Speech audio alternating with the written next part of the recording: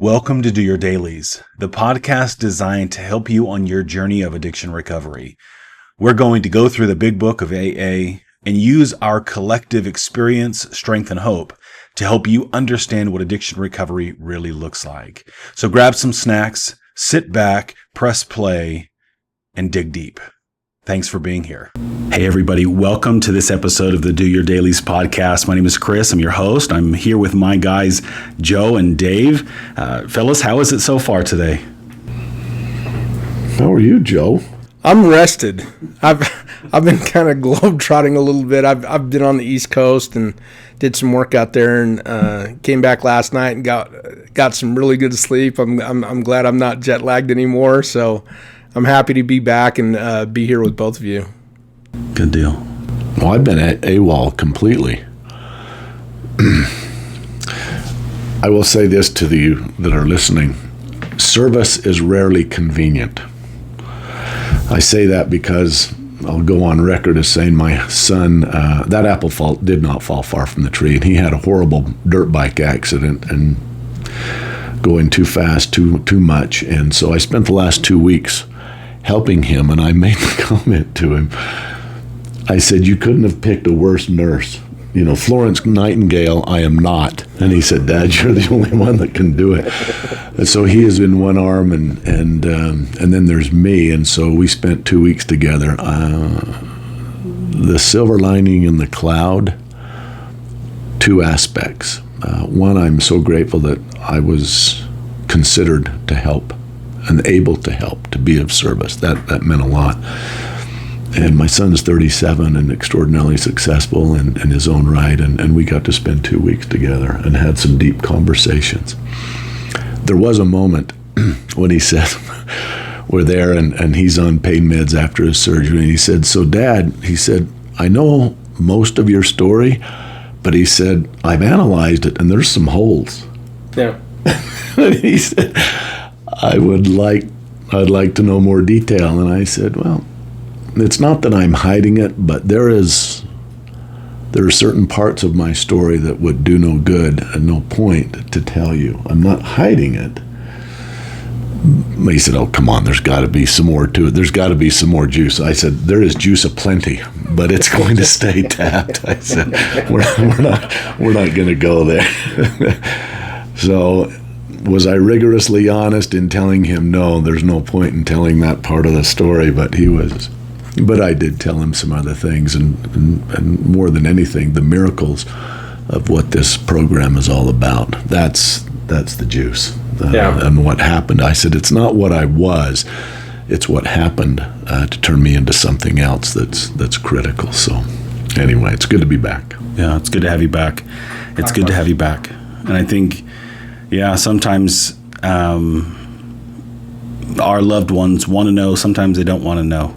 And I'll share a little tidbit. I was heading out this morning. This is not related necessarily, but I was heading out this morning to come down here to the office, and connected, attached, dangling from my dumpster was the biggest spider I've ever come in contact with in person, and it's called a cat-faced spider. And I didn't know that those existed. And when you look at it, and I got up close and zoomed in quite a bit so I could still kind of keep my distance, but it looks like a cat's head. It's unreal. And I decided, it is my birthday, I decided I can share this video with my entire family. We have a little group thread. And normally, I hate spiders. This is not an invitation for anybody to prank me. If you prank me, it will not end well. I promise you that. I do not like spiders, but because it's my birthday, I decided I can share this video and creep everybody out. But as you mentioned that, we kind of have a standing rule in my house that if I kill a spider, I'm not supposed to tell. No one else wants to know that it was there, right? Because then we start itching, we start getting those feelings around us, like I know there's another one, kind of a thing. But it's an interesting thing where we all have a past, we all have stories to tell, and sometimes those stories are important. to remember, and even more importantly, to pull the messages from them, from those stories. It's not to tell war stories. It's not to go back in and talk about the gruesomeness necessarily. We don't want to get stuck in that. We don't want to be in that nitty gritty and the muck too much. And so sometimes it's convenient for us to skip over those details, and other times that's what's best. That's what's needed. He asked me, he said, there's certain characteristics in me, and I'm wondering if you have those. And he said, I think you do. And how did it play out? And I just said, not a good conversation. I said, I always took those to the nth degree, and I said, clearly you just had an accident. And I said, so you need to be very careful as well. But at any rate, it's all good stuff. Yeah, that is. I've got some kids that luckily will never have seen that side of me. If I continue on this path, will have never seen that side of me.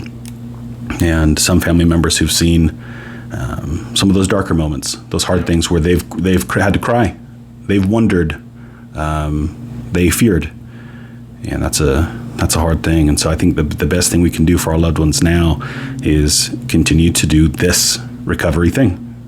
Live these principles and then carry that message to others. That doesn't mean we're not going to have bad days. That doesn't mean that tomorrow's not going to be horrible and there's not going to be an accident. Again, we're not inviting the universe to bring those calamities to us, but we recognize that's part of life, and how we handle it, how we handle ourselves, I think is crucial. And so that's what we want to represent in this podcast, but also in our work with others. And Dave, earlier you mentioned with service, whether it's sponsorship, whether it's chatting with somebody who's in struggle, currently, in active addiction or early recovery, or somebody who's been around this for a long time and is either getting a little bit complacent, or even just having some deep conversations. Does it ever get easier? I hear that question a lot. In some ways it does, but we can't put our guard down. We can't take it for granted.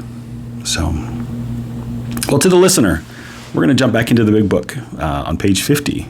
And we're on that second big paragraph on 50. So turn if you haven't already.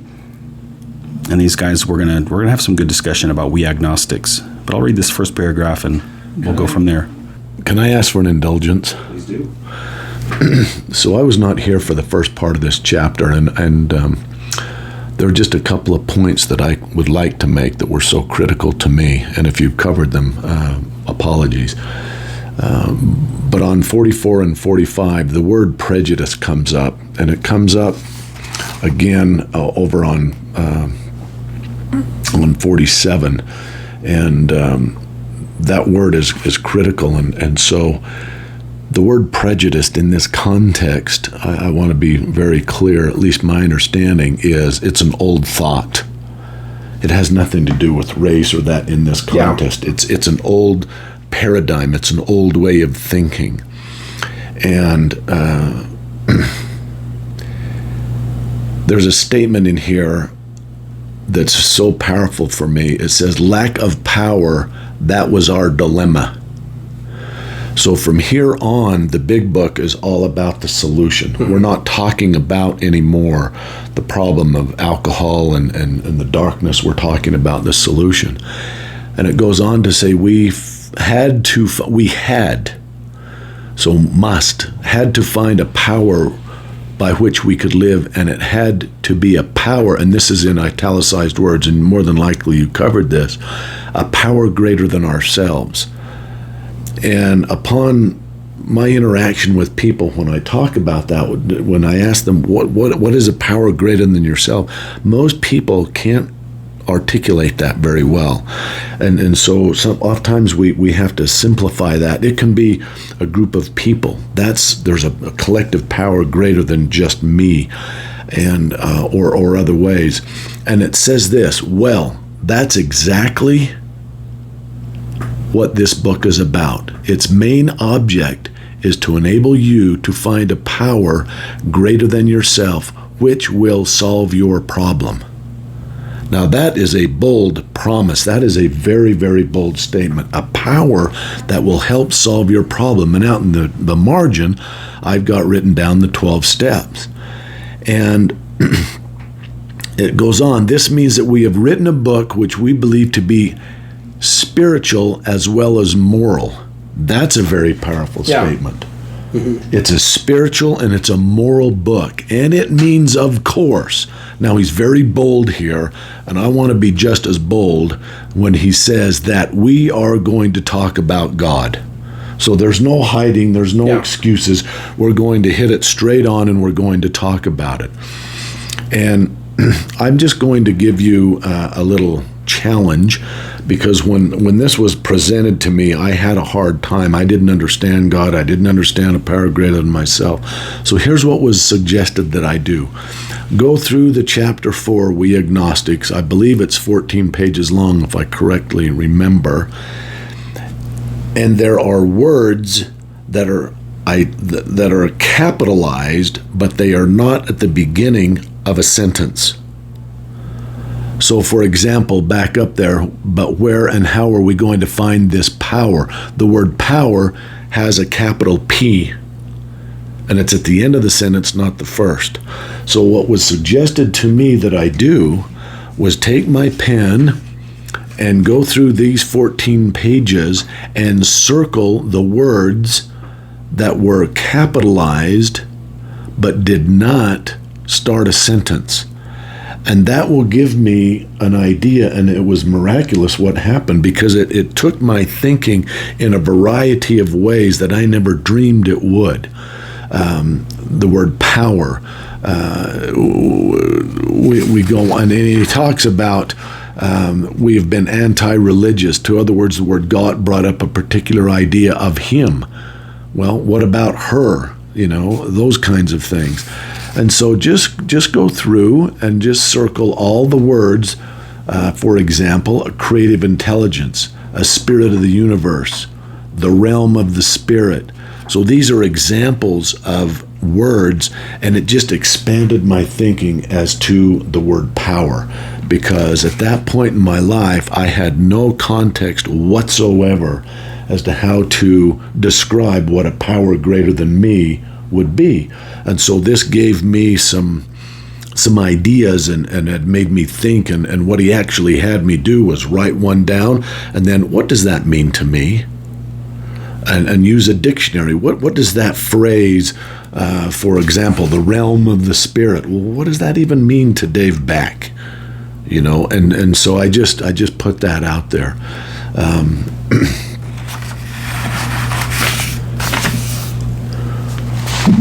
This is a very, very important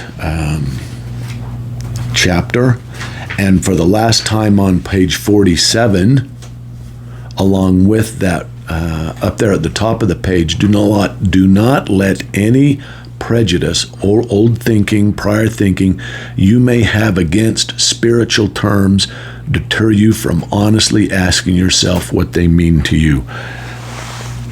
The reason I believe that principle is so important is because I, along with many others, combined the word spirituality with religion. Mm-hmm. And I'd had a bad experience with religion, so therefore I threw spirituality out with it. Right.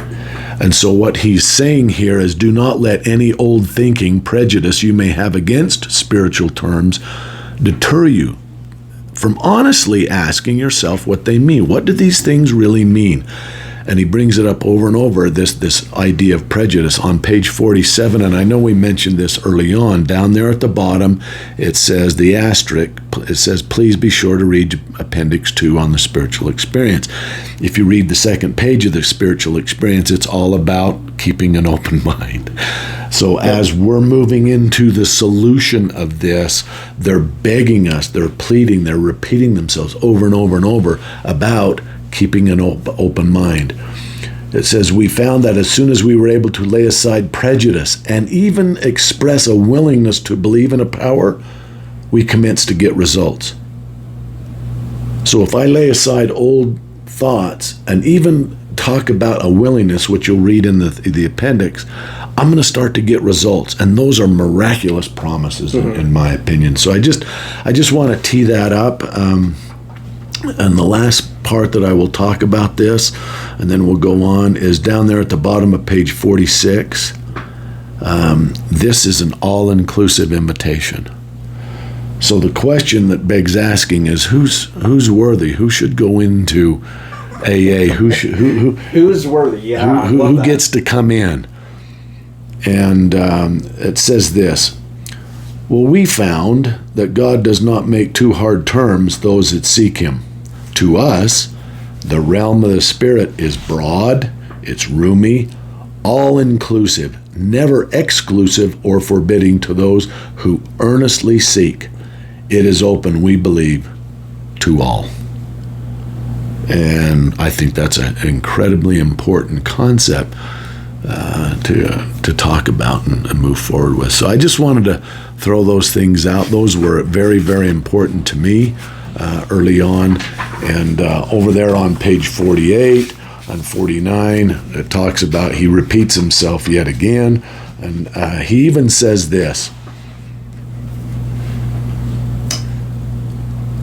Wow. He says this, faced with alcoholic destruction. I'll just let those words hang for a minute. Alcoholic destruction. Some of us felt that. We soon became as open-minded on spiritual matters as we had tried to be on other questions. In this respect, alcohol was a great persuader. Now, in more than 2 decades, I asked the question, what does that sentence mean? In this respect, alcohol was a great persuader. It finally beat us into a state of reasonableness.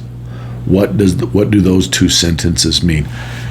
Alcohol was a persuader, and it beat us into a state of reasonableness.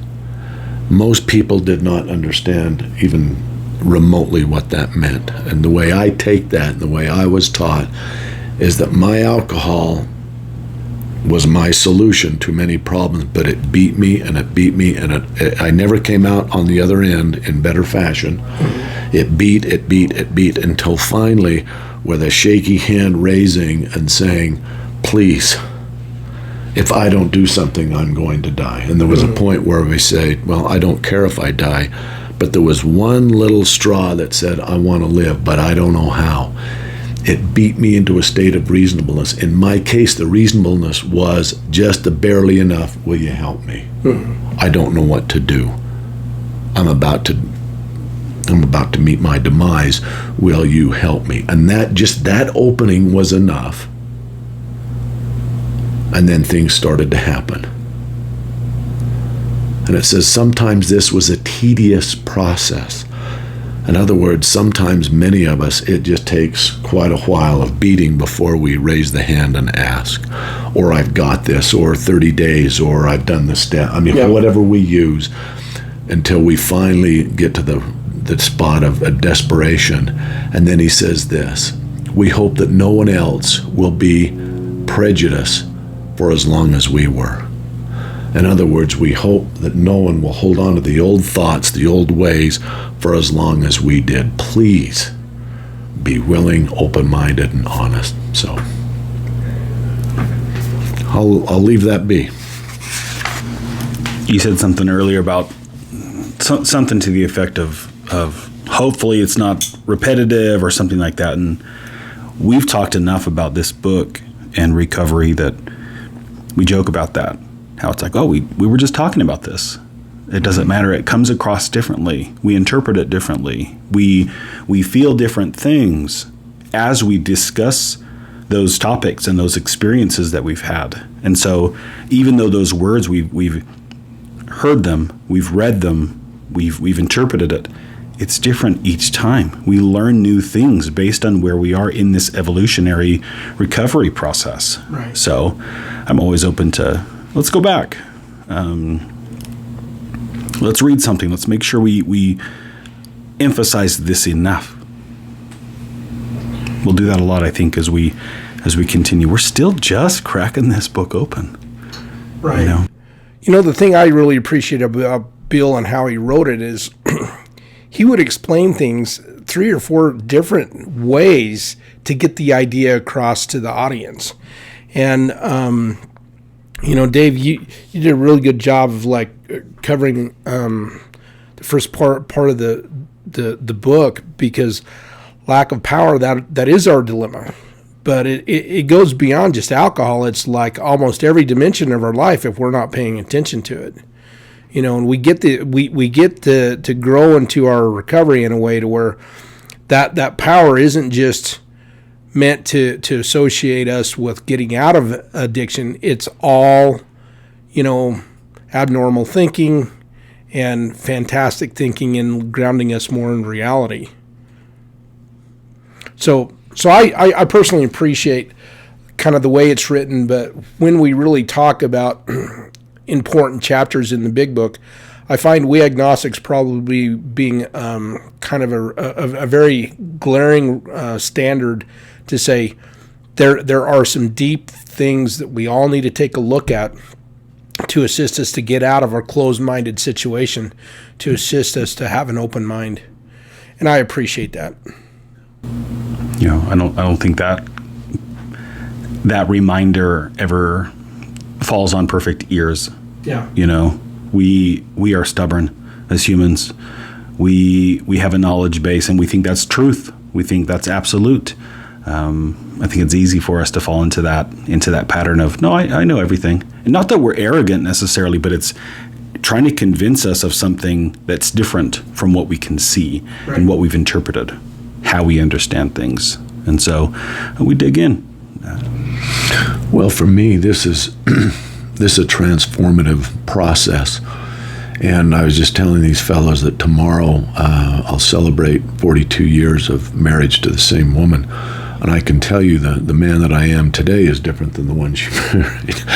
But there's been a transformation, and I have to be careful. A lot of hard work. I at the risk of sounding boastful, but I've worked very hard to become a different human being, and so what they're talking about here is, how are we teeing ourselves up to have this transformative process, this design for living? And the first thing that he talks about is you got to have an open mind, get rid of the prejudice.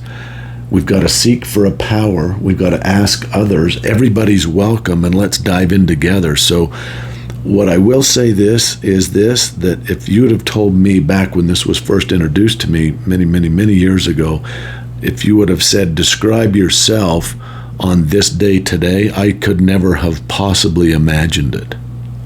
My mind was too small. It was too closed. I couldn't, would I've even had children? No, probably not. She wouldn't trust me.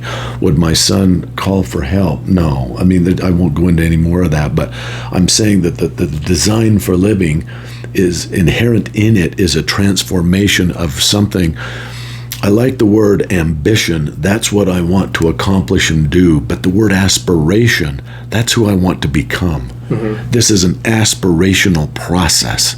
It's actually begging and pleading us to embrace this, that we might become the person, back or in an earlier page, it talked about who God wants us to be and what he wants us to do.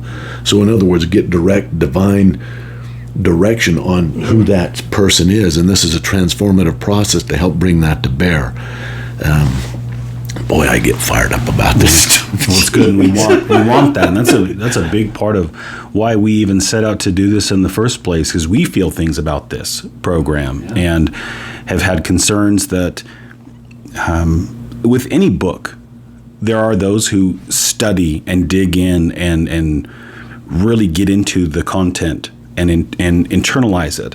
And then there are many of us who will read something and not really process it, but it's the act of just, I read it, so check the box. And working in treatment, that was one of the things that we saw a lot is, I needed to read the book in order to get whatever the perk was, a treatment reward kind of a thing. That's not what we want. We want people to understand it. We want it to transform lives because we've experienced that. Right. So anyway, well, let's jump in. Again, page 50, second paragraph, and we're not gonna be in the book a whole lot today, because there's this content, and that's what we wanna have a lot of focus on that. But it says, in our personal stories, you will find a wide variation in the way each teller approaches and conceives of the power which is greater than himself. Whether we agree with a particular approach or conception seems to make little difference. Experience has taught us that these are matters about which, for our purpose, we need not be worried. They are questions for each individual to settle for himself. On one proposition, however, these men and women are strikingly agreed. Every one of them has gained access to and believes in a power greater than himself. This power has in each case accomplished the miraculous, the humanly impossible. As a celebrated American statesman put it, let's look at the record. Here are thousands of men and women, worldly indeed. They flatly declare that since they have come to believe in a power greater than themselves, to take a certain attitude toward that power, and to do certain simple things, there has been a revolutionary change in their way of living and thinking. In the face of collapse and despair, in the face of the total failure of their human resources, they found that a new power, peace, happiness, and sense of direction flowed into them. This happened soon after they wholeheartedly met a few simple requirements.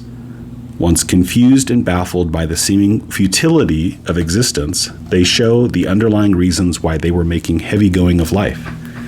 Leaving aside the drink question, they tell why living was so unsatisfactory. They show how the change came over them. When many hundreds of people are able to say that the consciousness of the presence of God is today the most important fact of their lives, they present a powerful reason why one should have faith. I love that. It's powerful. What I like about this is we need not to be worried about how it works for you or for you. It just works. And he said a revolutionary change to do certain simple things. So we're not reinventing nuclear fusion. We're doing simple things that there has been a revolutionary change in their way of living and thinking. That's another way to describe transformation. Isn't that wild? I like that. We seem hell-bent on compare and contrast in this world. And we struggle to properly and efficiently utilize compare and contrast. It can be a tool. It can be a strength, right? But sometimes we hyper-focus on those things that if this person, my neighbor or whatever, has X, Y, and Z, well, I want those things identically, perfectly. I don't want the struggles, though. I want the good things. Yeah. And I think if we really expand that principle into our lives and look at it, we might recognize some personal examples where we see someone else's experience, and again, we compare and contrast. Sometimes I use the term the trauma Olympics, when somebody has a hard thing going on in their life. And in an effort to connect, we might say, oh, you went through that? Your son had a motorcycle crash. Oh, yeah, well, let me tell you about my motorcycle crash. Let me tell you about when it happened to me. And I completely erase those circumstances that you're going through now to tell my story of 10 years ago or 20 years ago, whatever it was. It doesn't mean that I'm better than or even trying to compare. I think we want to connect. We want to have those similarities. But unfortunately, sometimes what we do as human beings is we hijack. We start telling that story and we neglect what's happening in the present moment. And we could apply that, I think, to so many other experiences in our life. The idea of being known, for a lot of us, if we truly look at it, especially when we were in our addiction, was a very fearful place to go. And being known as one of the critical, transformational processes that I think everyone at some point has to get very comfortable with being known. You know, we lived in the world when we were addicted to try to, have barriers to anything that we perceived were going to be harmful to us. And drinking was one of the ways of coping with that, but we didn't and clearly had a closed mind to any concepts of being open to just being known, because that means that there's nothing you're going to hide. There's no secrets. And it was interesting as you were talking, that idea just came to me, that it's like, the difference between me when I was drinking compared to where I'm at today is I want to be known. Whereas when I was drinking, I didn't want to be known. I wanted to isolate. I wanted to hide. I didn't want people to know what I was doing, and that evolutionary concept of the way that I think also has to be really involved in like the way I do things too, because it can't just be a way of thinking. It's got to be a complete transformation in the way that I act, the way that I feel, and the way that I think. Yeah, as you talked about that, kind of that, we don't want to be known, because there's shame, there's embarrassment about the things that we do as human beings, and addictive processes and actions and behaviors and thoughts, in my opinion, only worsen that shame. They only serve to increase that shame, the fear of being judged as a failure or not good enough, not worthy. That came up earlier, of being unworthy, not mattering to people. That can be paralyzing, and so coupling that with any of the other stuff that goes along with the things we do as human beings, the things we do in the shadows, right? It only in my opinion, only pulls us away further from the people that love us. Right. I think there's a nugget here that I want to reiterate that I think is very critical to play on what you both bitches been talking about. Down here at the bottom of page 50, it says, in the face of collapse and despair, I think most of us have felt that, in the face of total failure of their human resources. Now listen to this. They found a new power, peace, and happiness. Those are powerful words. Yeah. Almost instantaneously, as they do these simple things, we go from collapse and despair and a failure of all human resources, and to find, now that's an interesting piece. This is not his opinion. I want to point this out. This is an observation. He's relating facts. He's relating experiences. So this isn't a hypothetical. Mm-hmm. He's saying they found as past tense. So this happened. And if it happened for them, why can it not happen for me? They found a new power, a peace, and a happiness. And then he says, and a sense of direction flowed into them. Well, what does that mean? How does something flow into me? Well, when you look at water, the path of least resistance, right? But when you're looking at a power, the way he's describing it is using the words very much like water, that it comes into us and it fills us. That's the way I see it. In my mind, as you were reading that, I'm just like, okay, I'm being filled. It's flowing in. It's coming in from somewhere. It's coming in. But my point is, you have to be open. You have to be a receptacle of it to flow in. So that's a aspiration. That's a conscious process. Mm-hmm. And that's one of those simple things he's talking about. I've got to be open to this. That's why he was so critically, he said it many times, get rid of this old thinking. Open your mind. Be open and willing to receive so that this can flow into you as it flowed into them. Your point is exactly right, Joe. The water goes in, but I can't have a lid on. Right. I can't be closed down. I have to be open to this. And this is all new experience for a guy like me. I wasn't... he said, this happened soon. Listen to this. They wholeheartedly met a few simple requirements. Now, what is that word? wholeheartedly. Why did he use that word? This happened soon after they wholeheartedly met a few simple requirements. I mean, let's define wholehearted. Brene Brown talks about wholehearted living. Clear to the soul. It's being vulnerable. It's being heartfelt. It's open. We get rid of old thoughts, old prejudice. All this. I just want to feel and open, and I think that's a very, very important statistic. It's a very important statement. This happened soon after they. It didn't take months, it didn't take years. It was soon after they wholeheartedly were willing to do a few simple things. Now we can ask, what were those simple things? And we'll go on to talk more about that. But these last few sentences on this page, this is so critical to us. I've tried everything I can from a human standpoint, my human resources. I'm powerless. I've faced collapse and despair. And if I would do a few simple things and be wholehearted and changed how I think, my life, it's a whole new way of living and thinking. We use that word simple a lot when talking about recovery and this program, and it's not that complex, but then we say it's simple but not easy.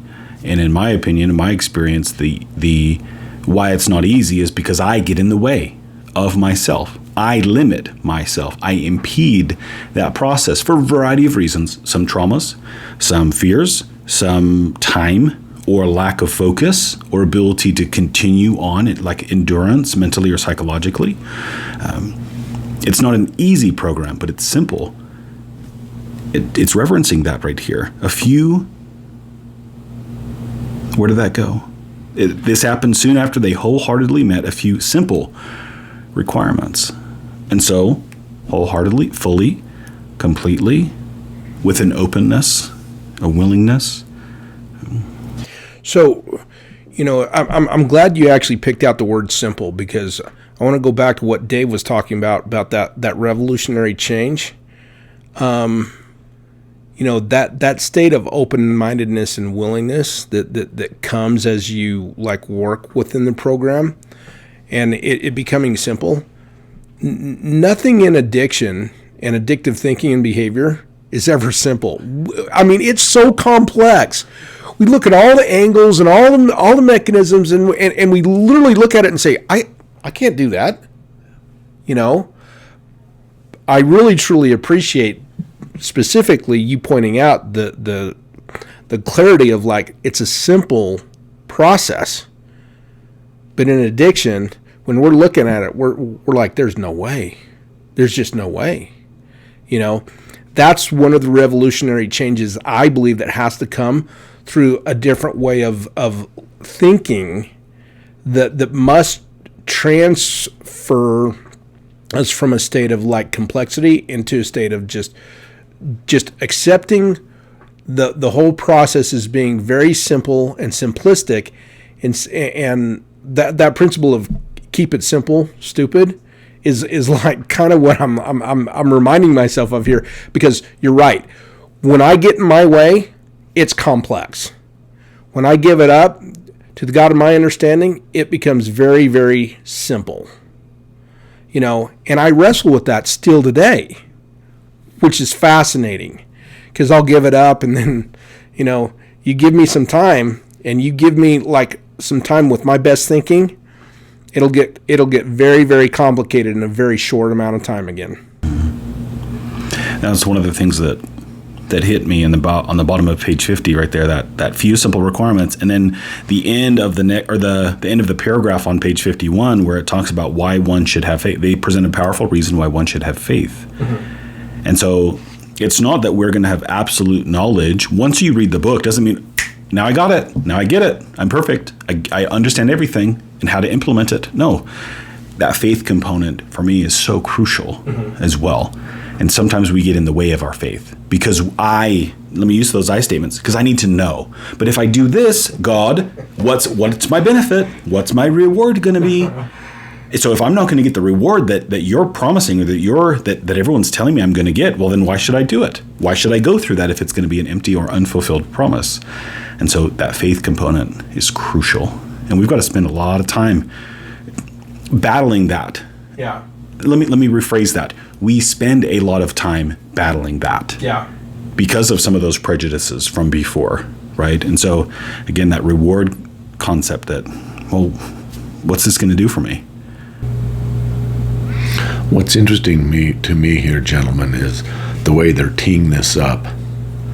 They're not, he's saying, get rid of the prejudice, a few simple things, a few simple requirements. He's not telling us what those are yet. He's detailing the miraculous, accomplish the miraculous, the humanly impossible, a new way of living and thinking. Mm-hmm. So here's what happened. These unearthly things, because we did a few simple things, we did a few simple requirements, but we're not there yet. He's making certain that our mind is right. And I'll just fast forward. I mean, if you look at the step work, it's not complicated. It's not hard. I'm working with a guy right now on step 4. It's a list. It's making lists. It's being honest. These are not difficult things, and yet it comes in. I mean, they're right. They're right, wholehearted, and it's a whole new way. And even over on 51, he can't help it. In the realm of the material, men's minds are fettered by superstition, tradition, and all sorts of fixed ideas. Mm-hmm. So in other words, there's all these roadblocks. We got to get rid of all this stuff. We'll read that in a bit, but I think you read something that I want to reiterate. When many hundreds of people are able to say, not one or two, back then, this was many hundreds. I don't know how many, if it's many thousands or many millions now, but back then, many hundreds of people are able to say that the consciousness of the presence of God is today the most important fact of their lives. That is a monumental statement.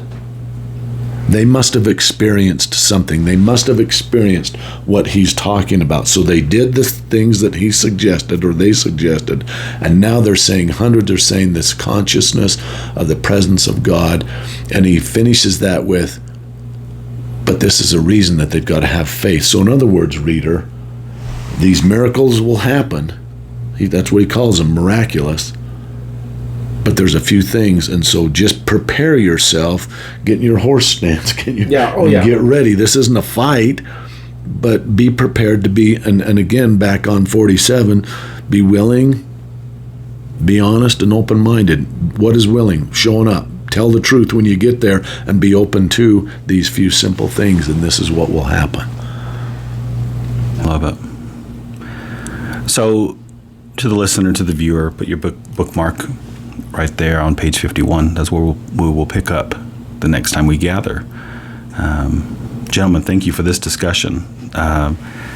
We set out, in part, to try to share the message with others. But as we've talked so many times, countless times over the years, even around tables and in hallways and treatment centers and so forth, this benefits us.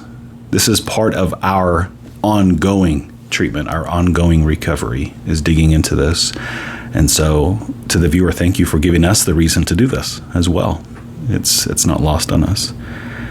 But thank you so much for tuning into this episode. This is the Do Your Dailies podcast. We hope this has been of great benefit to you. And if you haven't already, give us a like, a subscribe, and share this with your loved ones. Those that might be negatively affected by addiction, recovery, no matter what stage, and then also the loved ones, those who pray and think about their loved ones who struggle. I think together we can beat this thing. We can do many great things. We will see you next time. Have a great rest of your day. Thanks for checking out this clip from the Do Your Dailies Big Book podcast. If you like what you hear and you want more, please like and subscribe and share this show with your friends, with your clients, with your sponsees. That's the best way to support us bringing you more recovery content. You can follow us on YouTube, Facebook, and X at Do Your Dailies. This podcast is sponsored by Hobble Creek Health and is edited and produced by Nielsen Digital.